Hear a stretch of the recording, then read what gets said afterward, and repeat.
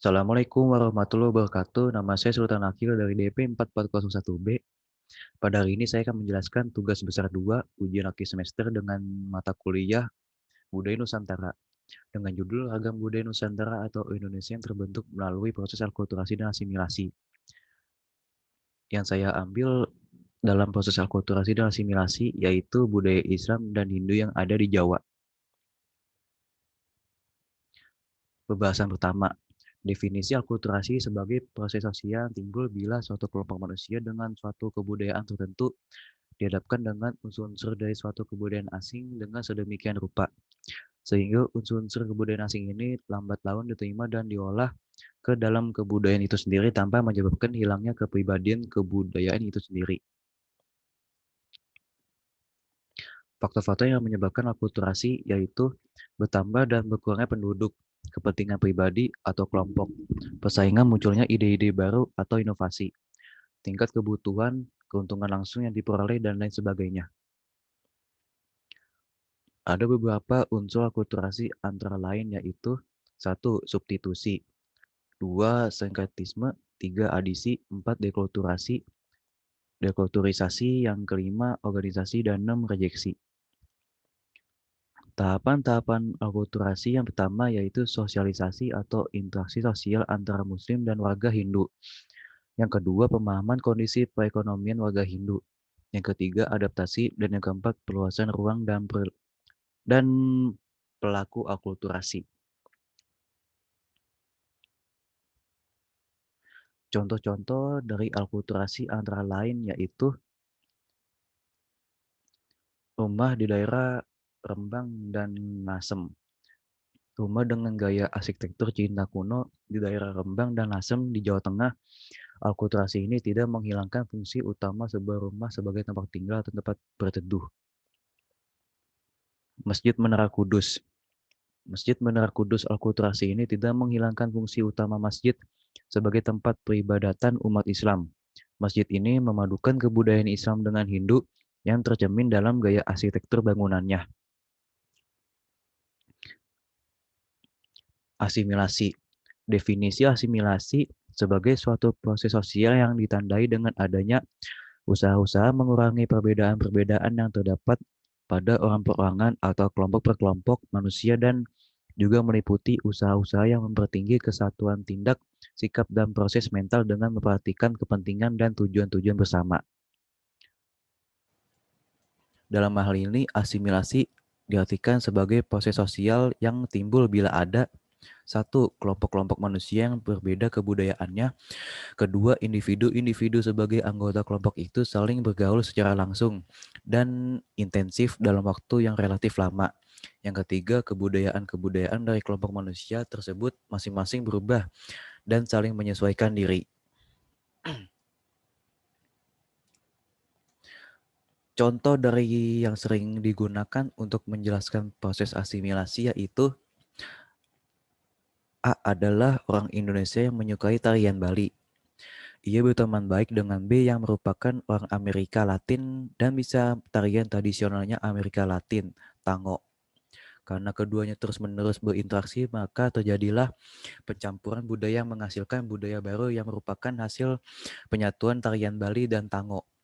Tetapi tarian baru tersebut tidak mirip sama sekali dengan tarian Bali atau tango. Sejarah asal-usul Islam di Jawa. Saya akan menjelaskan secara singkat.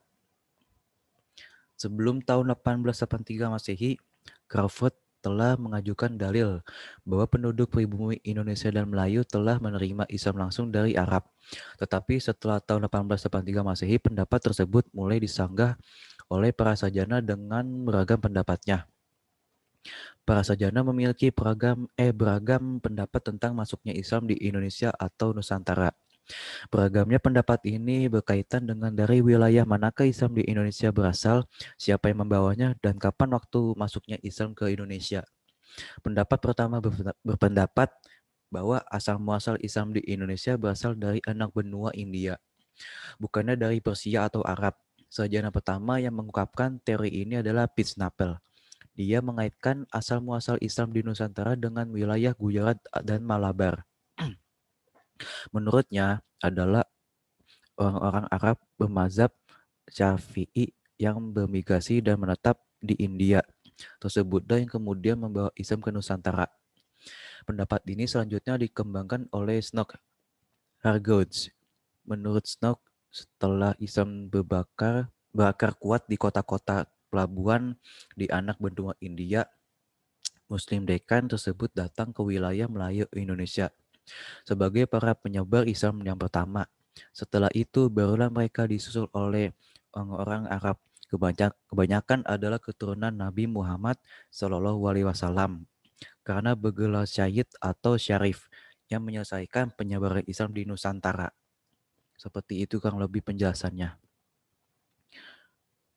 Lalu yang berikutnya, sejarah dan asal-usul Hindu di Jawa. Pengaruh agama Hindu mencapai kepulauan Nusantara sejak abad pertama dan diketahui berasal dari India. Ada beberapa teori tentang bagaimana Hindu mencapai Nusantara. Teori Waisya adalah bahwa perkawinan terjadi antara pedagang Hindustan India yang berpenduduk asli Nusantara. Teori lain, kesatria berpendapat bahwa para prajurit yang kalah perang di Hindustan India menemukan tempat pelipur lara di Nusantara. Ketiga, teori para Brahmana mengambil sudut pandang yang lebih tradisional, bahwa misionaris menyebarkan agama Hindu ke pulau-pulau di Nusantara.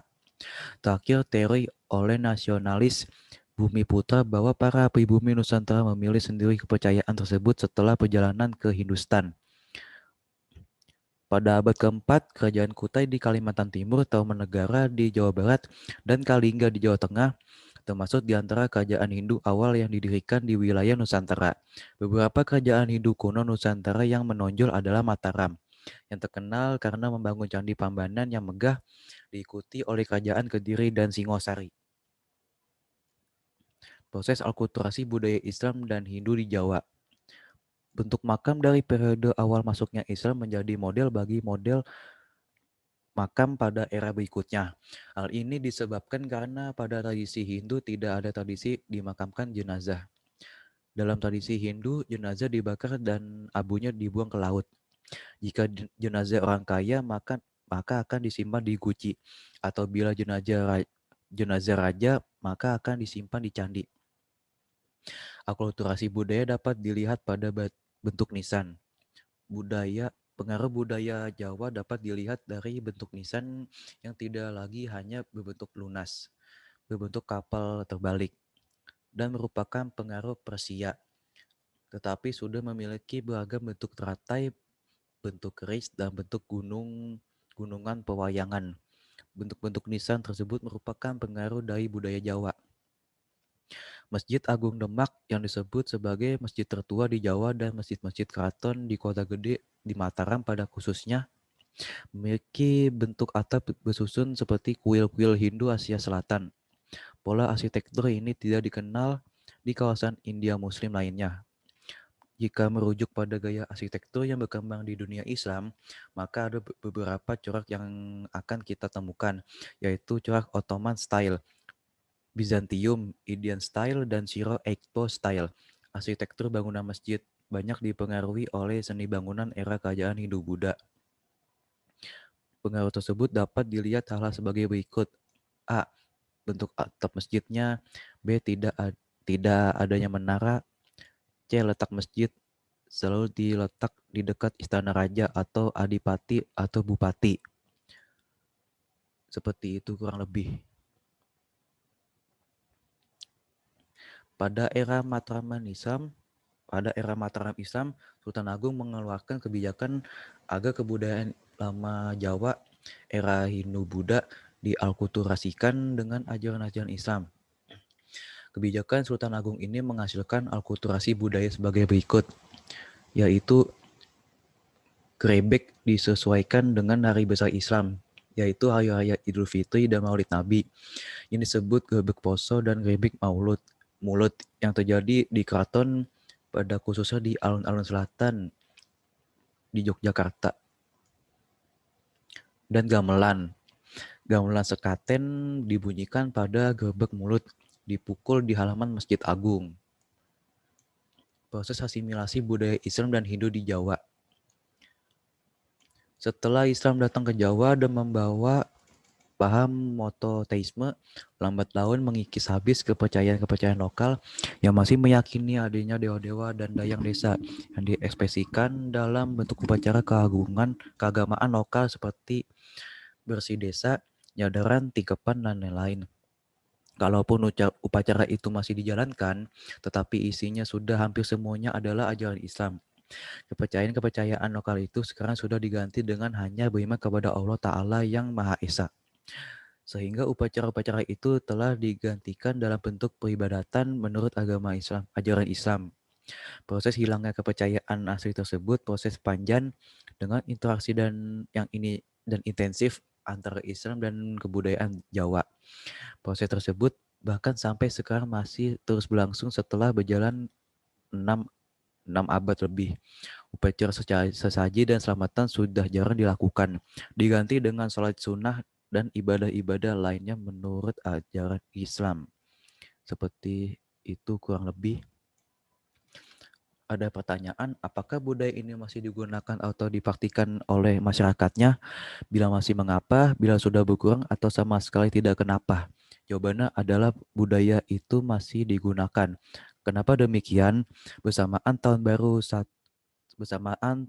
Islam 1 Muharram, masyarakat Jawa merayakan tahun baru Jawa 1 Syuro.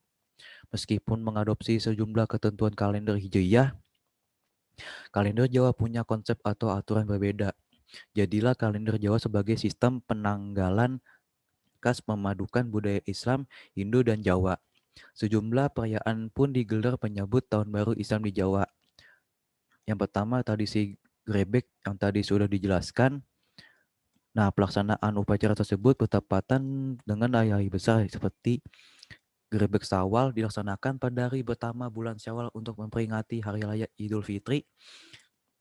Grebek Besar dilaksanakan pada hari ke-10 bulan besar Zulhijjah untuk memperingati Hari Raya Idul Adha atau Kurban.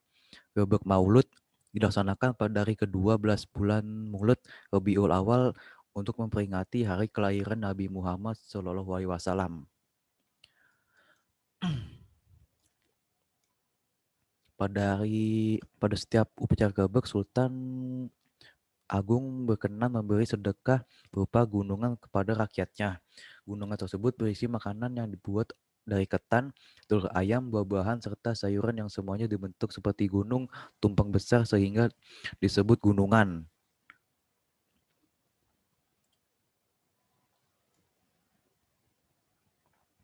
Kesimpulan dan penutup yang bisa saya sampaikan, proses alkulturasi dan asimilasi budaya Nusantara tidak serta-merta terjadi secara instan, tetapi perlu proses yang panjang. Datanglah budaya baru dan penyatuannya membuat budaya itu menjadi budaya kompleks dan unik. Seperti masyarakat Jawa yang merupakan masyarakat yang memiliki banyak kebudayaan yang merupakan hasil akulturasi dan asimilasi dari kebudayaan Islam dan Hindu yang bahkan sampai sekarang masih dilestarikan baik segi kebudayaan, upacara adat, arsitektur, bahkan keagamaan. Ya mungkin itu saja yang bisa saya sampaikan. Kurang lebihnya mohon maaf. Billahi taufik walhidayah. Wassalamualaikum warahmatullahi wabarakatuh.